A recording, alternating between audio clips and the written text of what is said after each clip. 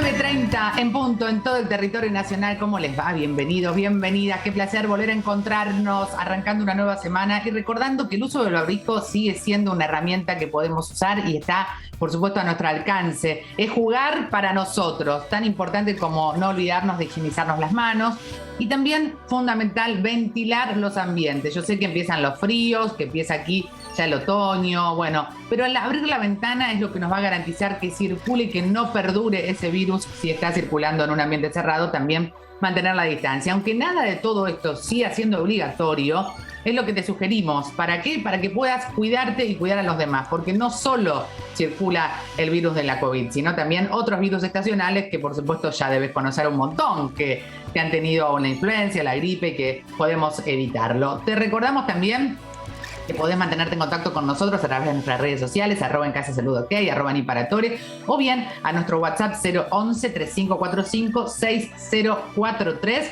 vías de comunicación que ya quedan habilitadas porque hoy tenemos el placerazo de recibir a una profesional argentina que por supuesto ha hecho una gran trayectoria y que hoy de nuevo está aquí en nuestra tierra y la recibimos con el cariño de siempre. Marta Cohen, ¿cómo te va? Bienvenida.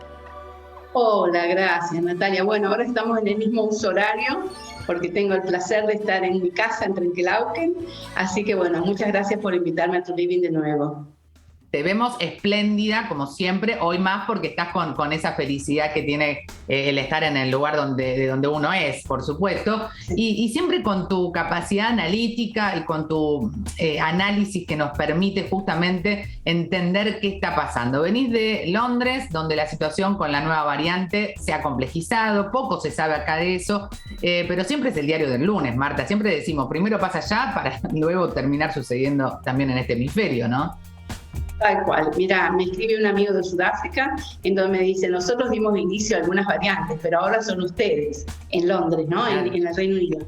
Como vos decís, ha surgido una nueva subvariante, no es una nueva variante, pero es una combinación de BA1 y BA2, que son ahora de Omicron. En realidad se llama variante recombinante. No sabemos mucho aún, sí sabemos que se está expandiendo. Comenzó en enero con muy poquitos casos y ya en el último análisis genético, vos pensás que el Reino Unido es uno de los países que más hace análisis genético, hace un 10% de las muestras y encontraron 637 ya en marzo. Y ahora el nuevo aumento exponencial de casos, en donde 1 de cada 11 está infectado en el Reino Unido en este momento. Yo de repente tuve a todos mis colegas enfermos, era yo la única médica en el servicio, todos con COVID. Aparentemente sería la nueva variante o subvariante XE, como se la da en llamar, y que aún no se sabe si es más letal, posiblemente no, pero sí podría ser hasta un 10% más contagiosa que la variante anterior, la BA2, por esta combinación. Así que nuevamente está afectando Francia, está afectando Italia mucho, está afectando Estados Unidos. Allá entiendo que la han encontrado en Brasil. Así que bueno, como siempre dijimos, Natalia, la pandemia no terminó. Me encanta esa recomendación que vos haces del uso del barbijo, de mantener los espacios abiertos, porque así nos debemos cuidar, sobre todo ahora en el otoño, donde hay otras enfermedades virales también, la gripe, vacunarnos, etcétera. Pero vos imaginate si es un 10% más contagioso. Y además, sumado a eso, no hay más medidas de restricción en general en el mundo, o pocos países la aplican, se ha relajado mucho. Y además de eso, a excepción de Shanghái, Marta, que es terrible lo que está sucediendo, ¿no? Exactamente, que van por la política cero COVID. Y además de eso, la disminución de la inmunidad que dan las vacunas, que con el tiempo se va disminuyendo. Claro, y ahí es donde empiezan las dudas. Vos decías, en nuestro país también hay que vacunarse contra la gripe. Justo hoy me acaban de confirmar que comienza en las farmacias a los afiliados de PAMI la vacunación contra la influenza, que es importantísimo hacerlo, sobre todo en esta población. Muy importante. Y me gustaría que vos me expliques por qué. Sí. Bueno, en realidad ya se había predicho que tanto tiempo de pandemia, en donde estábamos resguardados, trabajando a distancia, sin distanciamiento social, con el uso del barbijo, nos protegían no solamente de COVID, sino de otras infecciones respiratorias. Y de esta manera nosotros prácticamente el año pasado no tuvimos, y el anterior, no tuvimos casos de gripe, no tuvimos casos de virus sincitial respiratorio, no tuvimos otros casos de neumonía, porque todas estamos cuidados contra todo. ¿Qué pasa? Ahora se sacan las restricciones, no se usa más el barbijo, no hay más distanciamiento social y estamos en contacto de vuelta con esos virus respiratorios, además del COVID, y entre ellos la influenza. Y nuestro sistema inmune se ha debilitado. Por lo tanto, es importantísimo cuidarnos, seguir usando el barbijo si podemos, que nos va a proteger de esas enfermedades respiratorias, y además vacunarnos. La vacuna de la gripe se puede dar el mismo día que la tercera o la cuarta dosis, en distintos brazos. En una el COVID, en el otro la vacuna de la gripe. O se dan juntas, o el tiempo ideal de separación es 4 semanas. Ya sé que algunos hacen 2, pero la mejor inmunidad se da cuando se separa 4 semanas. Así que la recomendación se dan las 2 el mismo día si se tienen que dar una dosis adicional del COVID. Muy importante, muy importante. Y quiero que me quedo en algo que dijiste, ¿no? Es como que nuestro sistema inmune, después de un tiempo de no haber tenido ese virus, se debilita. ¿Cómo es que sucede esto? Porque uno dice, bueno, el año pasado no me tocó, zafé, el anterior tampoco, porque estábamos en pandemia, estaba aislado. Es como que venimos quizás más sensibles a la posibilidad de contagiarnos de tener una influenza, una gripe. Bueno, muy interesante, porque el COVID, la vacuna de COVID, cada vez sabemos que protege menos contra las infecciones y reinfecciones. Personas que se han dado la vacuna se pueden contagiar. Personas que han tenido COVID hace 2 meses se pueden volver a contagiar. Sin embargo, lo que protege la vacuna es por un periodo de hasta 4 meses, podría ser 6 meses, pero no más, protege contra la enfermedad grave y la muerte. Y eso es muy importante, sobre todo para la población mayor. Ahora, los anticuerpos bajan. Los anticuerpos es la inmunidad humoral. Son los anticuerpos que encuentran al virus, a las partículas del virus, y las aniquilan. Se llaman killer, que matan. Son los linfocitos T killer. Ahora, hay otras células que quedan por detrás, que las células de la memoria inmunológica, tanto linfocitos B como T, que en realidad tendrían la capacidad de reaccionar aunque ya no haya anticuerpos, y haría que nuestra enfermedad sea más leve. Por supuesto que no sabemos cuánto tiempo, y eso es lo que por eso las personas mayores y las personas vulnerables tienen que recibir una 4ª dosis, porque esa inmunidad seguramente va a decrecer. Y la inmunidad resurge rápidamente luego de lo que le dicen el booster o el refuerzo. La mejor inmunidad está dada por las personas que tuvieron las 3 dosis de la vacuna y se contagiaron. Ahí es donde sería la mejor inmunidad. Por supuesto, aunque nadie tiene que buscar contra. Yo quiero decir que actúa como booster. Bien, muy importante lo que decís, Marta. @DR Marta Cohen es el Instagram donde la pueden encontrar a Marta. @DR Marta Cohen, siempre es un lugar de información precisa y confiable. Y tenemos consultas para vos, como siempre, mientras les recuerdo, y vamos a leer la consulta ahora, que Un Mundo en Pandemia es el libro del que Marta viene a hacer presentaciones en el país. Ahora lo vamos a mostrar en un ratito. ¿Cómo me doy cuenta si tengo gripe o COVID? Preguntan, Marta. Bueno, en realidad la única es el test.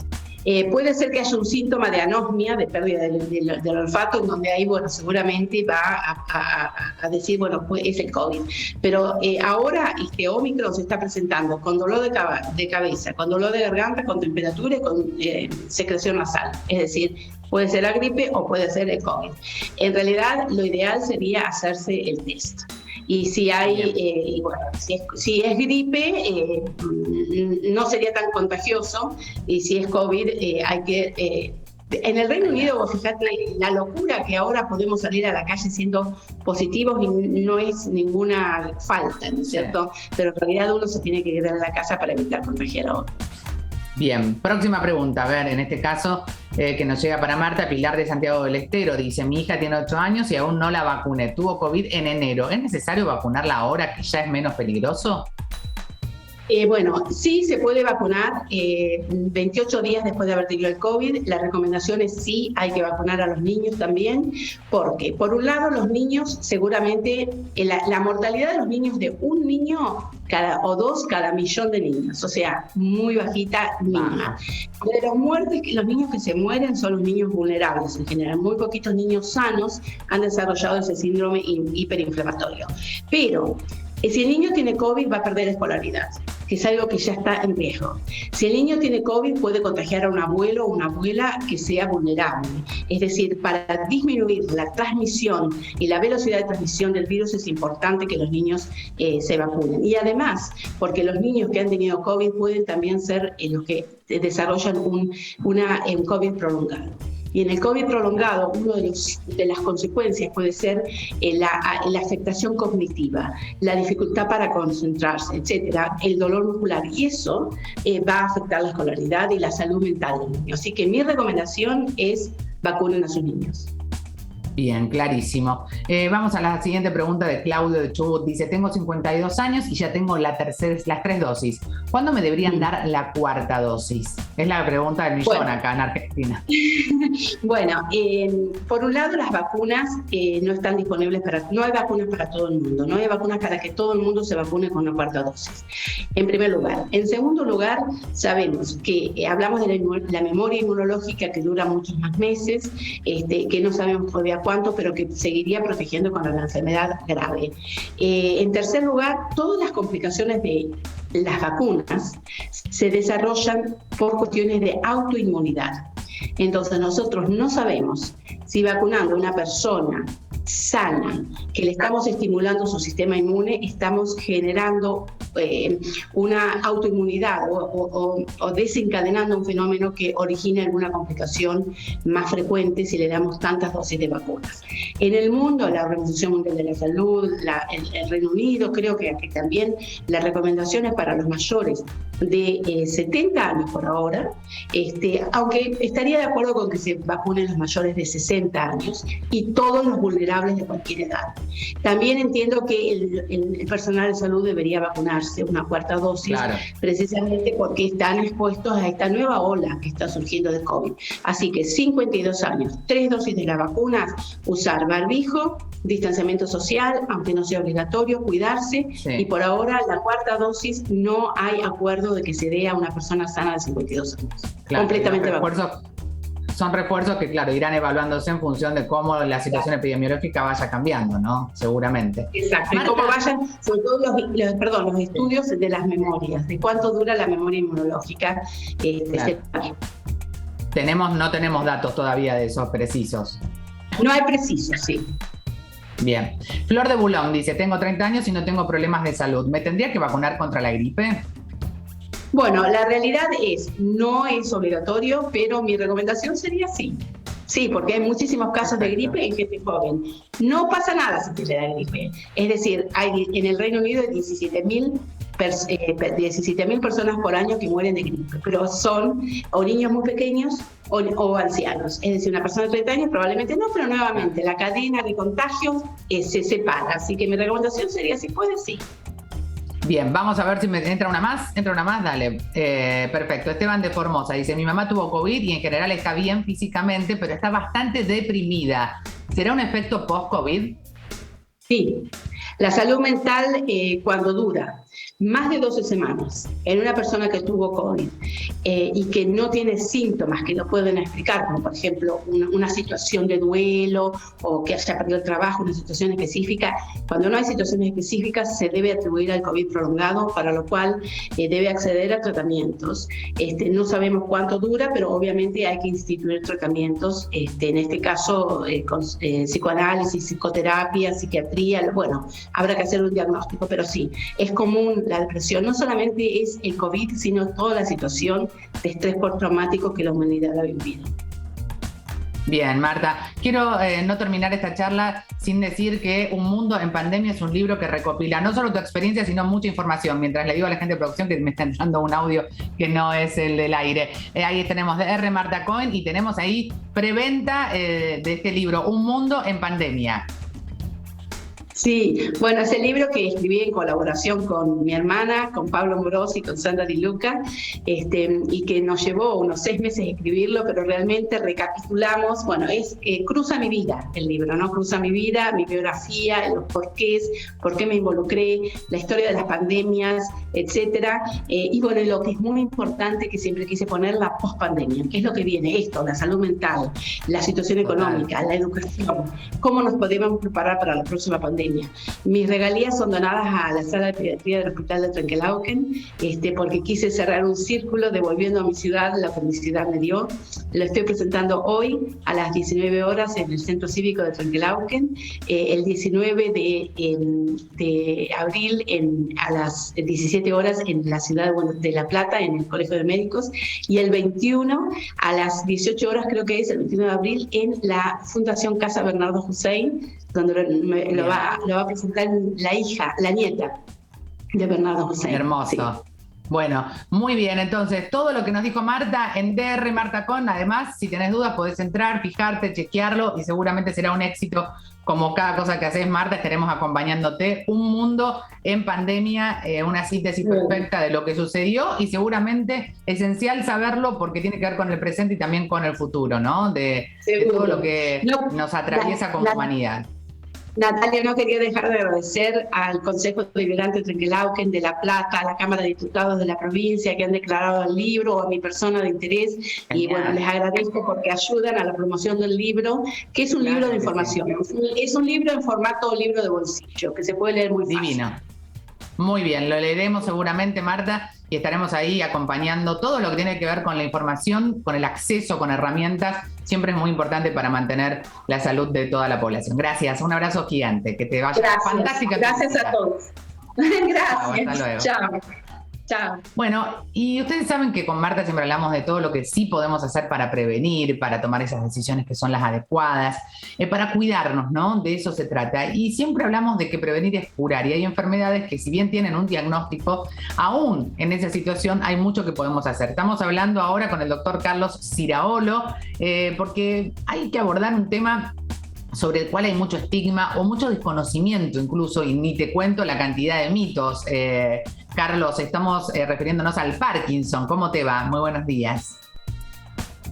Muy buenos días. Gracias por compartir con ustedes este minutito de hablar de la enfermedad de Parkinson. Hoy justamente se conmemora el Día Mundial de esta enfermedad. Una enfermedad degenerativa en el cual tiene una alta implicancia en la salud, no solamente desde el punto de vista físico, sino también social y psicológico, que hace de que todos estos pacientes que padecen la enfermedad, uno tiene que ver cómo mitigarla. Si bien es una enfermedad que no se cura, sí se puede tratar totalmente. Y es una enfermedad que en Argentina, por ejemplo, más de 120.000 personas la padecen y mucho más están creciendo cuando superan los 55-60 años de vida.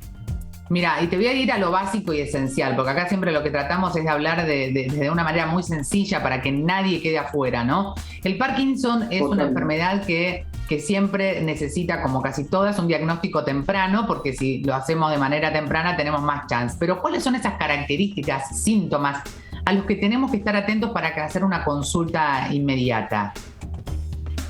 Bueno, hay algunos síntomas que comienzan y son como banderitas amarillas y uno recurre al médico. Por ejemplo, hay cosas, porque siempre cuando uno habla de Parkinson asocia al Parkinson con los trastornos del movimiento, que de por sí lo es. Total. Pero hay algunos síntomas que comienzan de forma muy temprana: pérdida de olfato, a veces trastornos gastrointestinales, sensaciones de decaimiento, algún cambio de la espera anímica que hace de que el paciente se sienta raro y muchas veces acude al médico. El diagnóstico, para diagnosticar un Parkinson, afortunadamente, cuando uno recurre al especialista, en este caso los neurólogos, no es algo muy difícil de poder diagnosticarlo. Obviamente, como bien decía al comienzo, es una enfermedad degenerativa y progresiva, empiezan a tener otros síntomas ya mucho más evidentes, que fundamentalmente son el impacto de los trastornos de movimientos. Hay el lentecimiento, bradicinesia, que se llama, del movimiento. A veces puede estar acompañado con temblor, a veces cambio en la cara. Son elementos que son muy sintomatológicos y signológicos, claro, que el paciente recurra a la consulta médica.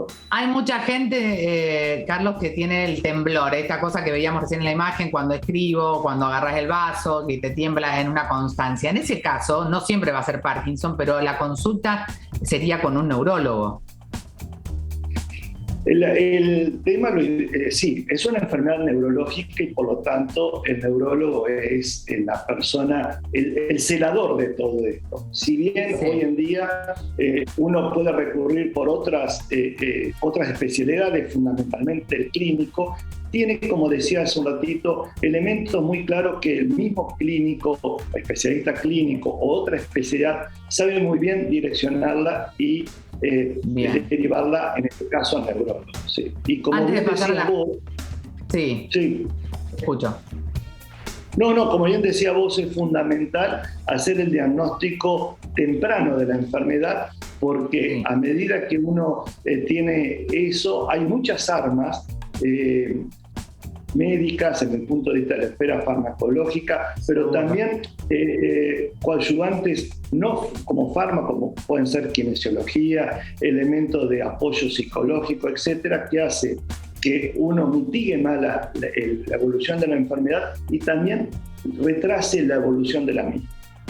Mira, la ciencia y la tecnología sin duda nos están dando herramientas que día a día evolucionan para que se pueda mejorar la calidad de vida aún con un diagnóstico de estas características. Pero el Parkinson, concreta y definitivamente, ¿por qué se provoca o por qué sucede en el organismo de un individuo? ¿A raíz de qué? Bueno, a ver si lo puedo explicar, como decís vos, en forma muy sencilla. Es una enfermedad degenerativa y ustedes han escuchado muchas veces que el cerebro o el sistema nervioso se conecta por neuronas por medio de cablecitos que son los axones. Y esa comunicación es una comunicación eléctrica y también química, lo que se llaman, hay células que producen ciertas estructuras, moléculas, que en la comunicación hace que las células se conecten. En el centro del cerebro hay un acúmulo de neuronas que se llaman ganglios, y como están en el centro, en la base del cerebro, se llaman ganglios basales.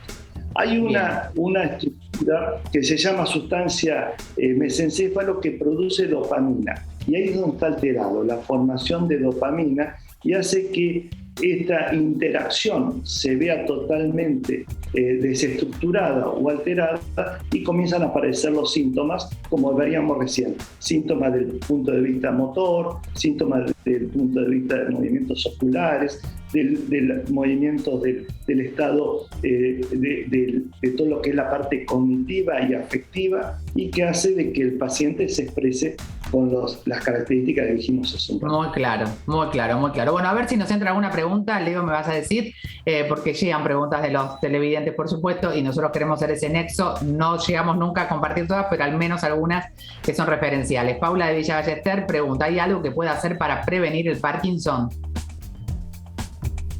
Lamentablemente hoy no tenemos nada para prevenir, pero como siempre en la medicina y esto que estamos en la parte de salud, todo lo que es, como es una enfermedad degenerativa, todo lo que es hacer una vida sana y desde el punto de vista físico y social, obviamente también influye en cualquier enfermedad como esta, que es una enfermedad. Sí, totalmente. La alimentación, la actividad física, son hábitos que claramente nos benefician en todos los aspectos.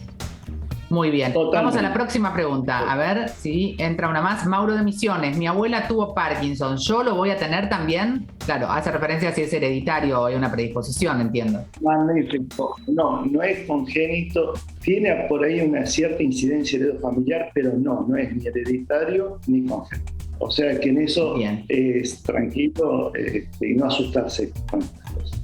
Claro, ese es otro de los grandes mitos, Carlos, ¿viste? Que la gente dice, bueno, si alguien de mi familia me va a tocar. No, bueno, la consulta, estar atentos, esa vez creo que el mensaje más importante. Medtronic.com, para terminar. Importante el rol de la familia y la contención cuando hay una persona con un diagnóstico de Parkinson, ¿no? Es fundamental porque ustedes están viendo ahí en pantalla lo que es la cirugía, la parte final de los tratamientos de Parkinson.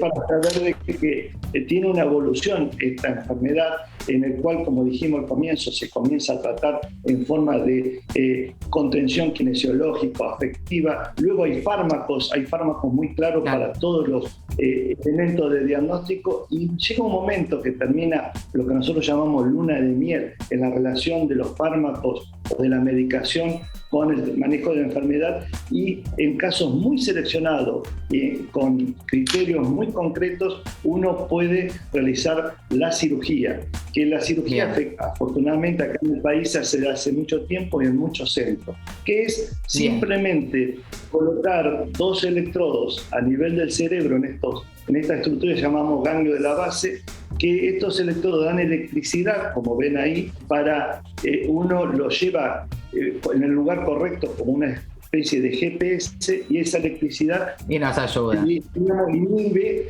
la alteración de las estructuras alteradas y mejora la calidad de vida del movimiento del paciente. Bien, gracias Carlos por tu información y por ayudarnos a comprender para poder tomar las mejores decisiones. Muchas gracias. No, el agradecido soy yo, más que todo para poder visibilizar esta enfermedad y saber que los pacientes, si bien no tienen cura, tienen un tratamiento, y con buenos seguimientos familiar y de centros especializados puede llevar una vida muy buena en todo sentido. Eso es lo más importante. Gracias. Un abrazo enorme. Y cambiamos de tema. Ahora vamos a hablar de algo que tiene que ver con lo estacional. Se vienen los cambios del clima y te agarra la alergia, te agarra el frío, y bueno, y así como todo cambia, nosotros también cambiamos, Cris Cocconi. De eso se trata. ¿Cómo hacemos para sobrellevar este cambio de estación? Hola Nati, buen día. ¿Cómo estás? ¿Cómo estás? Bien, muy bien. Con ansias de conocer qué nos vas a traer hoy, porque siempre es una perspectiva positiva, ¿no? Para nuestra mente, para nuestra alma. Bueno, como dijo el doctor, ¿no? Recién el tema de mantenernos con una buena alimentación y con hábitos saludables va a ayudar a que cualquier proceso que se puede generar en nuestro cuerpo sea mejor llevado por nosotros. En este caso estamos hablando de lo que se trata el otoño, que es una transición, y que si bien produce cambios en el medio ambiente, también los produce en nosotros, tanto a nivel físico, generalmente en los pulmones, a través de toda la respiración, las vías respiratorias, y en el intestino grueso. Cuando hay un desequilibrio en nuestros pulmones, más allá de lo que podemos percibir a nivel físico, también surgen emociones como la tristeza y la melancolía, que si nosotros no estamos atentos y no las trabajamos, en vez de transitarlas sanamente, vamos a correr el riesgo de que se transforme en una patología, que se instale y nos quedemos en esa emoción. Y en cuanto al desequilibrio en el intestino grueso, las emociones son el apego, la negatividad, el enojo. Entonces tenemos que tratar de transitarlas y dejarlas ir. Y hoy les traje una meditación muy simple. Fíjate que lo que hago es juntar todas las yemas de los dedos, pulgares y todos los demás, y las colocamos delante del pecho sin tocarlo, y hay un espacio entre las palmas. En este mudra, este gesto, vamos a trabajar y vamos a respirar. Como siempre tenemos que poner un foco para estar concentrados, ¿sí? Y ese foco va a ser mirar el entrecejo por dentro, con los ojos cerrados como si miráramos este punto del lado de adentro. Y con este mudra, con este gesto, vamos a hacer una respiración por nariz, tomando el aire en 5 segundos, suspendiendo el aire adentro 5 segundos y exhalando 5 segundos. Este patrón de respiración nos va a llevar a un estado de calma y nos va a ayudar a limpiar el subconsciente. Es recomendado para, por ejemplo, trabajar todos esos estados de nervios, relaciones familiares difíciles que tenemos en el presente o que hemos tenido en el pasado, situaciones que hemos vivido que sin darnos cuenta quedan guardados en el subconsciente. Y cuando nosotros no limpiamos el subconsciente, eso queda muy arraigado, muy profundo, y nosotros actuamos de acuerdo a eso sin darnos cuenta. Nuestras respuestas en el día a día tienen que ver con eso que hemos vivido en algún momento. Entonces hay que limpiarlas, Totalmente. hay que sacarlas para poder vivir en salud, ¿sí? Liberarlas, Cristina, claro que sí. @Cristina Cocconi Estudio, @Cristina Cocconi Estudio. Mirá de lo que nos hablaste hoy, Cris, que siempre, aún en un breve tiempo, nos permitís poder focalizar en lo más importante, que es la calidad de vida. Soltar, liberar. @Cristina Cocconi Estudio. Te mando un abrazo gigante y gracias por este, ¿cómo se llamaba? Mudra. Este es un mudra, pero en completo es una meditación. Una meditación breve, concreta, concisa y súper beneficiosa para nuestra salud. @Cristina Cocconi Estudio. Un beso enorme para vos. Gracias por estar siempre ahí acompañándonos y aportándonos herramientas súper beneficiosas para nuestra salud. Gracias, Cris. Besazo. Gracias, Nati. Nos despedimos entonces de este programa. Espero que haya sido de utilidad, sobre todo esto, en el camino de conquistar nuestro bienestar. Ahí estamos para acompañarte y recordarte siempre que lo individual suma, pero es lo colectivo lo que definitivamente transforma. Chau, chau, nos vemos mañana.